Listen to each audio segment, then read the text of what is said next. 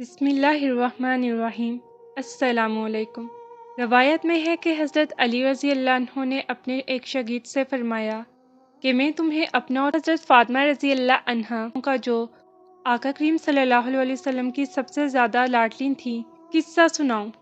شاگرد نے کہا ضرور سنائیے۔ آپ نے فرمایا کہ وہ اپنے ہاتھ سے چکی پیستی تھیں جس کی وجہ سے ان کے ہاتھ میں نشان پڑ گئے تھے، اور خود پانی کی مشق بھر کر لاتی تھیں جس کی وجہ سے سینے پر مشق کی رسی کے نشان پڑ گئے تھے، اور گھر کی جھاڑو وغیرہ بھی خود ہی دیتی تھی جس کی وجہ سے تمام کپڑے میلے کچیلے رہتے تھے۔ ایک مرتبہ آپ صلی اللہ علیہ وسلم کے پاس کچھ غلام اور باندیاں آئیں۔ میں نے حضرت فاطمہ رضی اللہ عنہا سے کہا کہ آپ بھی جا کر آپ صلی اللہ علیہ وسلم سے ایک خدمتگار مانگ لاؤ تاکہ آپ کو بھی کچھ مل جائے۔ چنانچہ حضرت فاطمہ رضی اللہ عنہا حضور صلی اللہ علیہ وسلم کی خدمت میں حاضر ہوئیں۔ وہاں مجمع تھا اور حیا مزاج میں بہت زیادہ تھی، اسی لیے حیا کی وجہ سے سب کے سامنے اپنے والد سے بھی مانگتے ہوئے شرما گئیں۔ واپس آ گئیں اور دوسرے دن آپ صلی اللہ علیہ وسلم خود تشریف لائے اور ارشاد فرمایا کہ فاطمہ، کل آپ کس کام کے لیے گئی تھیں؟ وہ حیا کی وجہ سے چپ ہو گئیں، اور میں نے عرض کیا کہ یا رسول اللہ صلی اللہ علیہ وسلم، ان کی یہ حالت ہے کہ چکی کی وجہ سے ہاتھوں میں نشان پڑ گئے ہیں اور مشق کی وجہ سے سینے پر رسی کے نشان ہو گئے ہیں۔ ہر وقت کے کاروبار کی وجہ سے کپڑے میلے رہتے ہیں۔ میں نے ان سے کل کہا تھا کہ آپ کے پاس خادم آئے ہوئے ہیں، ایک آپ بھی مانگ لیں، اس لیے گئی تھیں۔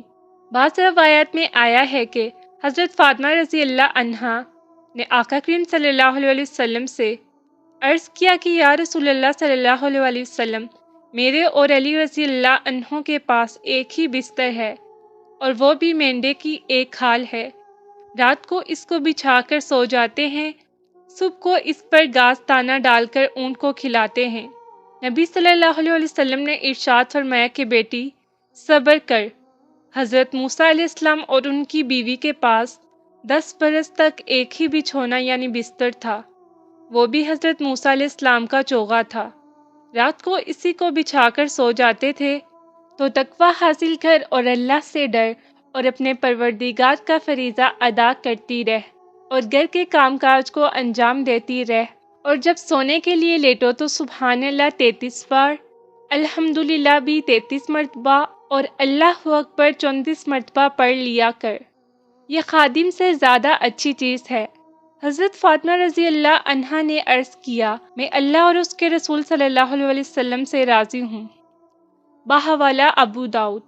سامعین، اس واقعے میں جو ذکر کی گئی تسبیحات ہیں وہ سونے کے وقت کا ذکر ہے، جبکہ دوسری حدیث میں ہر نماز کے بعد 33 مرتبہ یہ تینوں کلمے اور ایک مرتبہ لا الہ الا اللہ وحدہ لا شریک لہ لہ الملک ولہ الحمد وہو علی کل شیء قدیر بھی آیا ہے۔